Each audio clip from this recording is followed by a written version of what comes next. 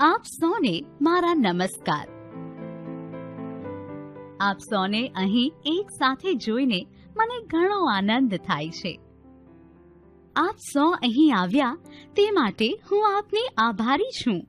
આપ તો જાણો છો કે હું આ વિસ્તારની આશા છું. આજે આપણે બધા અહીં રક્તપિત્તના રોગ વિશે વાત કરવા આવ્યા છીએ. આપણે રક્તપિત્ત સાથે જોડાયેલી કેટલીક મહત્વપૂર્ણ બાબતો જાણીશું. રક્તપિત્તના લક્ષણો કયા કયા છે, રોગને કેવી રીતે ઓળખી શકાય, તેમજ તેનો ઈલાજ શું છે. હું આપને રક્તપિત્ત સંબંધિત 2 વાર્તા કહી સંભળાવીશ. આવો સૌથી પહેલા હું તમારી ઓળખાણ આ વાર્તાઓના પાત્રો સાથે કરાવું છું. આ છે આશા. આશા ગામની એક સમર્પિત આશા છે, જે પોતાના પતિ, પુત્રી અને સાસુ સાથે રહે છે. આ મોહિની છે. મોહિની ગામની સ્ત્રીઓના કપડાં સીવે છે. મોહિની પોતાના પતિ, 2 બાળકો અને સાસરાવાળા સાથે આ જ ગામમાં રહે છે. ગામના લોકો મોહિનીને તેના કામ માટે બહુ પસંદ કરે છે. મોહિની આશાની બહુ સારી સખી છે અને એ બંને એકબીજાના સુખ દુઃખ વહેંચે છે. આ છે સિતારા. સિતારા ગામમાં પોતાના માતા પિતા સાથે રહે છે. સિતારા ગામના નાના બાળકોને ભણાવે છે અને સાથે સાથે ખેતીવાડીમાં પોતાના માતા પિતાને મદદ કરે છે. તો આ હતા આપણી વાર્તાઓના પાત્રો. ચાલો તો હવે હું આપને પહેલી વાર્તા સંભળાવું છું. શું આપ તૈયાર છો? આ ચિત્ર જુઓ. ચિત્રને જોઈને તમને શું ખ્યાલ આવે છે? આ બજારનું ચિત્ર છે. 2 સ્ત્રીઓ એકબીજા સાથે વાત કરી રહી છે. બહુ સરસ. આપણી પહેલી વાર્તા આ ચિત્ર સાથે જોડાયેલી છે. આ વાર્તા ગામની આશા અને તેની સખી મોહિનીની છે. એક દિવસ આશા બજારમાં થઈને પ્રાથમિક આરોગ્ય કેન્દ્ર તરફ જઈ રહી હતી. ત્યારે તેણે મોહિનીને ભીડમાં ઊભી રહીને શાકભાજી ખરીદતા જોઈ. આશા ઝડપથી મોહિની પાસે ગઈ અને પાછળથી તેની કોણી ઉપર ચૂંટલી ખણી. તેણે વિચાર્યું મોહિની પાછળ ફરશે, પરંતુ તેવું થયું નહીં. આશાએ ફરી એકવાર મોહિનીની કોણી ઉપર ચૂંટલી ખણી.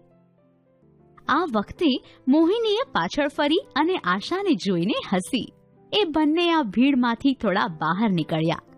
આશાએ મોહિનીને પૂછ્યું, મેં તને વધારે જોરથી તો ચૂંટણી નથી ખણી લીધી ને?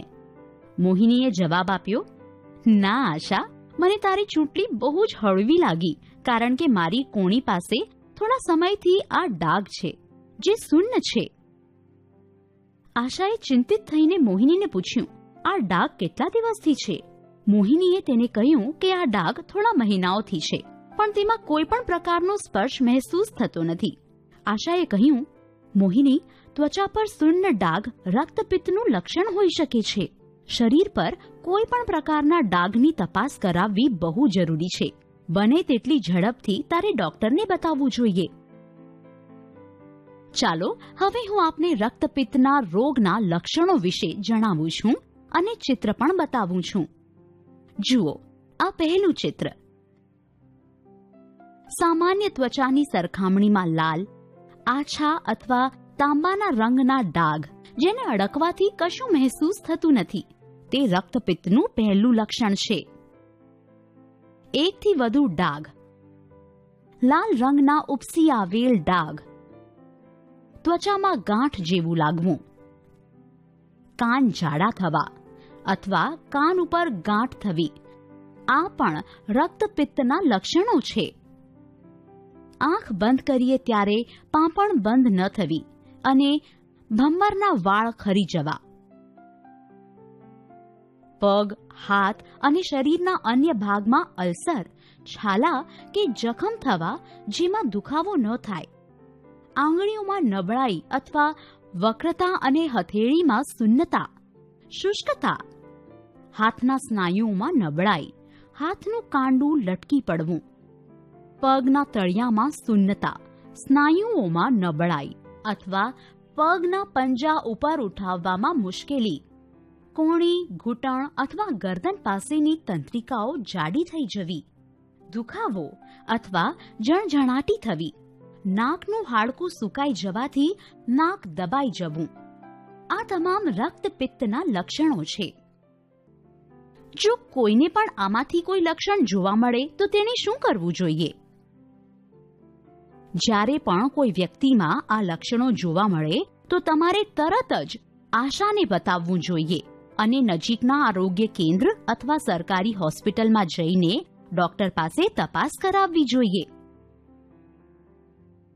આવો હવે મોહિનીની વાર્તાને આગળ વધારીએ અને જોઈએ કે ડોક્ટર પાસે ગયા ત્યારે શું થયું. આશા રક્તપિત્તની તપાસ કરાવવા માટે મોહિનીને ગામની નજીક આવેલ પ્રાથમિક આરોગ્ય કેન્દ્ર લઈ જાય છે. સૌથી પહેલા ડાઘને બોલ પોઈન્ટ પેનની અણીથી અડકો અને જો બોલ પોઈન્ટ પેનનો સ્પર્શ મહેસૂસ થતો નથી તો આ રક્તપિત્તનું લક્ષણ છે અને દર્દીને આંખો બંધ કરવાનું તથા જ્યાં જ્યાં સ્પર્શ મહેસૂસ થાય ત્યાં ત્યાં આંગળી રાખવાનું કહેવામાં આવે છે.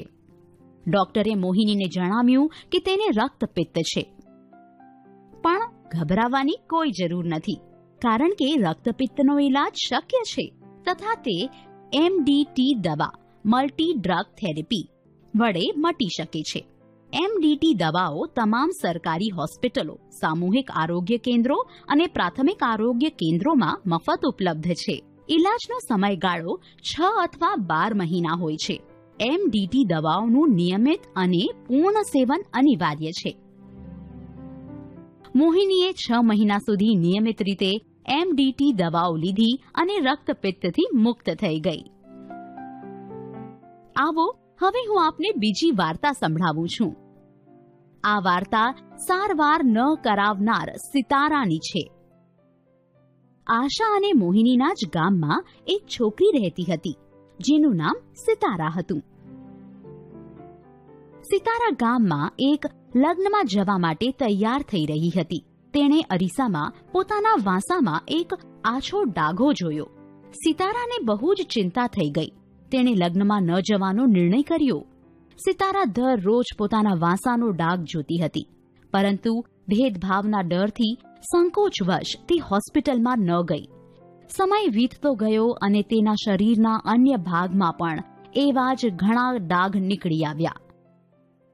થોડા મહિનાઓ બાદ તેના હાથની પકડમાં થોડી નબળાઈ આવવા લાગી. હથેળી શૂન્ય થઈ ગઈ, જેને કારણે ખાવાનું બનાવતી વખતે તેના હાથ દાજી જતા, પરંતુ તેને કશું મહેસૂસ થતું નહીં. થોડા સમય બાદ તેના પગના તળિયા શૂન્ય થવા લાગ્યા. ચાલતી વખતે તેના તળિયામાં કાંટો વાગવાથી પણ દુખાવો થતો ન હતો. પરંતુ આ બધી સમસ્યાઓ હોવા છતાં પણ સિતારાએ ન ગામની આશાને વાત કરી કે ન ડોક્ટર પાસે તપાસ કરાવવા આરોગ્ય કેન્દ્રમાં ગઈ. પરિણામે તેના રક્તપિત્તનો ઇલાજ થઈ ન શક્યો અને રોગ વધતો ગયો. યાદ રહે કે રક્તપિત્તના લક્ષણો જણાય તો આપણે તરત જ ડોક્ટર પાસે જવું જોઈએ. જો રક્તપિત્ત હોવાની પુષ્ટિ થાય છે તો પૂર્ણ ઇલાજથી આપણે રોગ મુક્ત થઈ શકીએ છીએ. તપાસ કરાવવામાં વિલંબ કરવાથી અને રોગના ઇલાજમાં બેદરકારી રાખવાથી આ રોગ વધી શકે છે. આવો હવે હું આપને રક્તપિત્ત સંબંધિત કેટલીક મહત્વપૂર્ણ બાબતો જણાવું છું. પુરુષ અથવા સ્ત્રી, વૃદ્ધ અથવા યુવાન, અમીર અથવા ગરીબ, કોઈ પણ રક્તપિત્તથી પીડાઈ શકે છે. રક્તપિત્તનો ઇલાજ એમડીટી દવાથી થાય છે. ઇલાજ રક્તપિત્તને ફેલાવાથી રોકે છે. રક્તપિત્તનો ઇલાજ સરકારી આરોગ્ય કેન્દ્રો અને હોસ્પિટલમાં મફતમાં ઉપલબ્ધ છે. રક્તપિત્તની શીઘ્ર ઓળખ અને તેનો ઇલાજ વિકૃતિઓથી બચાવે છે.